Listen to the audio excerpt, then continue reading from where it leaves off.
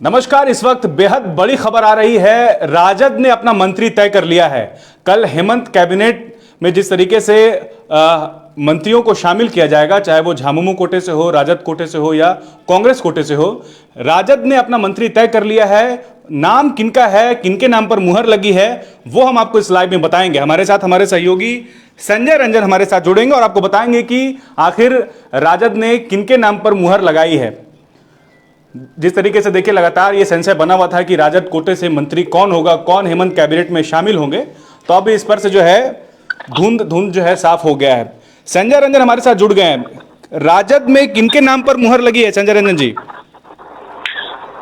देखिए कल हेमंत सोरेन के कैबिनेट का विस्तार होना है और इसके तहत आरजेडी को जो मंत्री कोटे का जो एक पद मिला है, उसमें संजय प्रसाद यादव जो गोड्डा से चुनाव जीत करके आए हैं, सीनियर लीडर हैं, झारखंड राजद के प्रधान महासचिव भी हैं, तो उनके नाम की चर्चा चल भी रही थी। और मेरे पास जो खबरें आ रही है उसके मुताबिक प्रसाद यादव का नाम तय हो गया है और वो हेमंत सरकार में मंत्री बनने जा रहे हैं।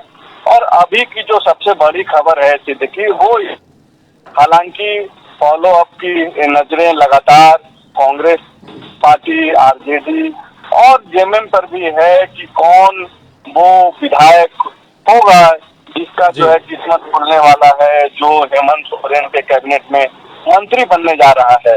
तो संजय प्रसाद यादव का नाम तो तय हो गया है। जो मेरे पास खबरें हैं उसके मुताबिक गोड्डा से चुनाव जीत करके वो आते हैं। दरअसल इस बार 4 विधायक आरजेडी के जीत करके आए हैं सिद्दीकी। एक जो संजय सिंह यादव जो हुसैनाबाद से जीत के आए हैं, वो प्रदेश अध्यक्ष हैं आरजेडी के। दूसरे सुरेश पासवान जो देवघर से जीत करके आए हैं, उनको विधायक दल का नेता बनाया गया है।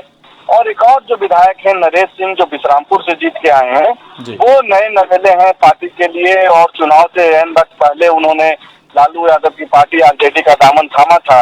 तो ऐसे में जो एक उनके नाम पे तो चर्चा थी भी नहीं।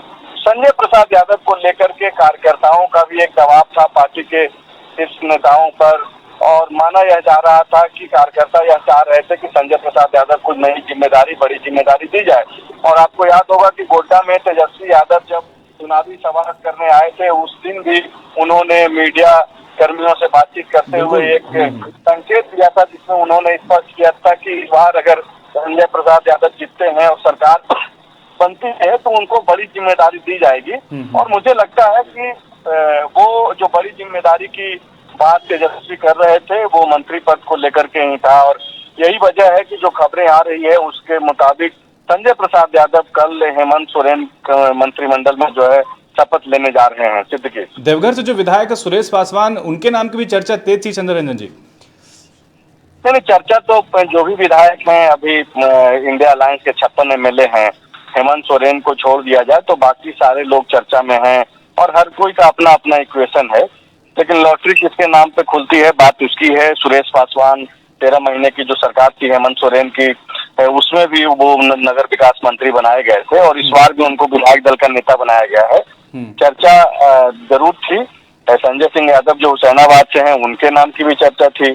लेकिन संजय प्रसाद यादव बाजी मारते हुए दिखाई पड़ रहे हैं, जो गोड्डा से चुनाव जीत करके आते हैं। राजद में 2 संजय यादव हैं, एक संजय प्रसाद यादव हैं जो गोड्डा वाले हैं और एक संजय सिंह यादव हैं जो हुसैनाबाद से चुनाव जीत करके आए हैं। तो ये संजय प्रसाद यादव हैं गोड्डा वाले, उनके नाम की लॉटरी जो है लग गई है और मेरे पास जो खबरें हैं उसके मुताबिक कल वो शपथ लेंगे। सिद्दीकी, तो ये तय माना जाए कि संजय प्रसाद यादव के नाम पर अब मुहर लग चुकी है। 99% जो है ये तय हो गया है कि अब वही हेमंत कैबिनेट में शामिल होंगे बतौर मंत्री। देखिए अभी तक की जो खबरें हैं सिद्दीकी, राजनीति में कुछ भी आखिरी नहीं हो जाता है जब तक कि चीजें अंतिम रूप ना ले ले। कल शपथ ग्रहण समारोह होना है। अभी की जो खबरें हैं वो यही है और अगर हम लोग खबर लेकर के आ रहे हैं तो जाहिर सी बात है कि विश्वस्त सूत्रों के मुताबिक ही एक खबर है और वो कल शपथ लेने जा रहे हैं और यही वजह है कि हम लोग लाइव कर रहे हैं। और अब देर रात अगर कोई बड़ी घटना ना हो जाए, कुछ ऐसी चीजें ना घट जाए, राजनीतिक घटना, तो वो एक अलग चीज है। लेकिन कल शपथ संजय प्रसाद यादव लेने जा रहे हैं और कल का बाकी शपथ ग्रहण समारोह देखना होगा। फॉर्मूला क्या बनाया गया है? ये जो मंत्रिमंडल का जो बैलेंस है वो किस तरीके से है? जो पिछला फॉर्मूला था, अगर आपको याद हो, अगर आप पिछले सरकार पे नजर बनाए रख रहे होंगे तो आपको मालूम होगा कि आरजेडी को एक मंत्री पद मिला था, कांग्रेस को 4 मिला था और बाकी के जो मंत्री पद हैं वो झारखंड मुक्ति मोर्चा को था। तो वही फॉर्मूला है, अभी कोई फॉर्मूला में कोई बदलाव नहीं। कांग्रेस से भी कोई खबर है आपके पास? कांग्रेस से भी जिनके नाम पर मुहर लग चुकी है या फिर लगनी बाकी है? कांग्रेस से कोई इस तरीके की आखिरी खबर हम लोगों तक नहीं पहुंची है कि ये नाम तय कर दिए गए हैं, लेकिन जिन नामों की चर्चा है, एक तो इरफान अंसारी जो अल्पसंख्यक कोटे से चुनाव मंत्री पद उनको मिला था पिछली दफा आलमगीर आलम के जेल जाने के बाद, उनका नाम तय माना जा रहा है। दूसरा नाम है दीपिका पांडे सिंह का, उनका नाम भी तय माना जा रहा है। तीसरा अनूप सिंह है, इनके नाम के भी चर्चा है, जो बेरमो से चुनाव जीत करके आते हैं, स्वर्गीय राजेंद्र सिंह के बेटे हैं और कांग्रेस पार्टी के लिए काफी लॉयल माने जाते हैं, तो युवा भी हैं। एक जयराम महतो को चुनाव हरा करके आए हैं, इनके नाम की भी चर्चा है।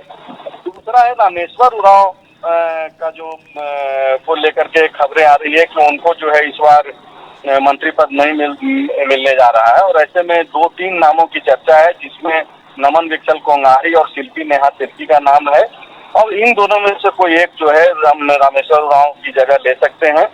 तीसरा, अगर दीपिका पांडे सिंह को अगर बैठाया जाता है या दीपिका पांडे सिंह या अनूप सिंह में कोई एक ही व्यक्ति अगर कोई मंत्री बनता है तो एक पद और खाली रह जाएगा, वो एसटी कोटे से जो चुनाव जीत करके आए हैं उनका लॉटरी लग सकता है और ज्यादातर उम्मीद यह जताई जा रही है कि राधा कृष्ण किशोर जो पलामू प्रमंडल से भी आते हैं, पलामू जोन भी इस हिसाब से कांग्रेस टच कर देगी और दूसरा है कि दलित समुदाय से आने वाले व्यक्ति को भी मंत्रालय मिल जाएगा। तो इसको लेकर के माना जा रहा है कि राधा कृष्ण किशोर के नाम पे जो है सहमति बन सकती है। तो 2 नाम तो एकदम 3 नाम तो तय माना जा रहा है। जो 2 बदलाव जो होने जा रहे हैं, देखिए रामेश्वर उरांव की जगह पे जो बदलाव के लिए बातचीत हो रही है, जिसमें नमन विकसल कोंगाड़ी या फिर शिल्पी नेहा तिर्की, अब इन दोनों में से कोई एक बाजी मार लें। ठीक है। अनूप सिंह और दीपिका पांडे सिंह में से कोई एक रहेंगे।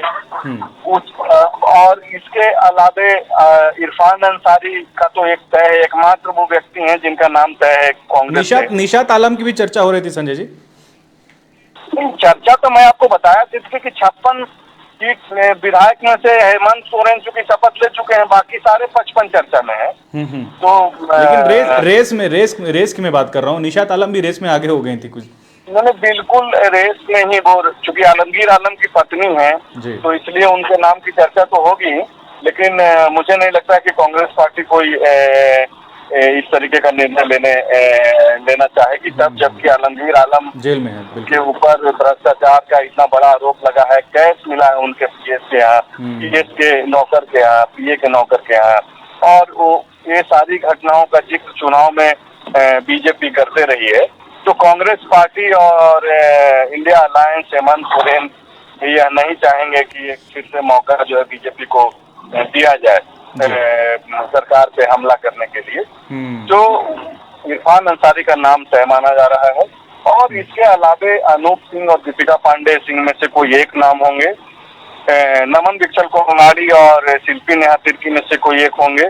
और नए चेहरों में अनूप सिंह, शिल्पी नेहा तिर्की और नमन विकसल कोंगाड़ी है जिनके नाम की चर्चा तेज है, जो रेस में भी है कांग्रेस में, बिल्कुल कांग्रेस कोटे से। जी, झामुमो पर भी एक नजर डाल लेते हैं। झामुमो पे का भी कोई आपके पास विश्वस्त सूत्रों से कोई जानकारी है? झामुमो से कौन मंत्री हो सकते हैं, किनके नाम पर मुहर लगना जो है तय माना जा रहा है? झारखंड मुक्ति मोर्चा से जो पहले से जो ऑलरेडी मंत्री पद संभालते रहे हैं, उनके नाम पे ही ज्यादातर उम्मीदें जताई जा रही है। 1-2 बदलाव होंगे, जिसमें कोल्हान में रामदास सोरेन को लेकर के चर्चा है कि वो संभवतः रिपीट नहीं हो, उनके जगह पे इनमें और कुछ जिम्मेदारी मिले। दूसरा, बैजनाथ राम चूंकि मिनिस्टर रहे हैं और वो चुनाव हार गए हैं। जी। तो एससी और एसटी दोनों समुदायों ने न केवल झारखंड मुक्ति मोर्चा बल्कि पूरे इंडिया अलायंस और खास करके झारखंड मुक्ति मोर्चा पे ज्यादा भरोसा जताया है। तो ऐसे में संभावना जताई जा रही है कि उमाकांत रजक जो आजसू छोड़ करके चुनाव के ठीक पहले झारखंड मुक्ति मोर्चा का दामन थामे थे, उनको जिम्मेदारी मिल सकती है। रामदास सोरेन की जगह कोल्हान में किसी और को जिम्मेदारी मिल सकती है। तो कुछ एक बदलाव हो सकते हैं। देर रात तक बाकी के नाम स्पष्ट हो जाएंगे। अभी एक जो स्पष्ट हुआ था संजय प्रसाद यादव, जो गोड्डा से जीत करके आते हैं, आरजेडी कोटे से मंत्री बनने जा रहे हैं, उन्हीं को लेकर के हम लोग लाइव में जो है आए हैं। सिद्दीकी, बहुत शुक्रिया आपका। बिल्कुल, संजय रंजन जी जुड़े थे हमारे साथ और आपको बता रहे थे कि किन किन नाम की संभावना है, कौन हेमंत कैबिनेट में शामिल हो सकते हैं, झारखंड मुक्ति मोर्चा से कौन रेस में आगे है, कांग्रेस कोटे से कौन रेस में आगे है। हालांकि अब तक कांग्रेस और झामुमो कोटे से ये अब तक क्लियर नहीं हुआ है कि मंत्री पद किसे सौंपी जाएगी, किसे शामिल किन्हें शामिल किया जाएगा। लेकिन राजद की तरफ से जो है, एक तरह से आप कहें जो हमारे पास विश्वास सूत्र हैं वो ये है कि संजय प्रसाद यादव जो गोड्डा से चुनकर आए हैं, जिन्होंने अमित मंडल को हराया है, उनके नाम पर मुहर लग चुकी है। हालांकि कुछ भी अंतिम नहीं होता है राजनीति में, तो थोड़ा सा धैर्य बना रखिए। लेकिन फॉलोअप ने जो बताई, जो खबरें आप तक पहुंचाई, वो लगभग आप देखिए कि हमेशा से जो है सफल रहा है, कारगर रहा है। अब देखना है कि क्या वाकई कल संजय प्रसाद यादव जो कि गोड्डा के विधायक आरजेडी के, वो हेमंत सोरेन के मंत्रिमंडल में शामिल होंगे या नहीं होंगे। लेकिन बताया जा रहा है कि उनके नाम पर जो है मुहर लगभग लग चुकी है। बने रहिएगा, और भी जो जानकारी है, झामुमो कोटे से किन्हें मौका दिया जा रहा है, कांग्रेस कोटे से किन्हें मौका दिया जा रहा है, जैसे ही हमारे पास उसकी जानकारी आती है वो भी हम आपको अपडेट करेंगे। शुक्रिया।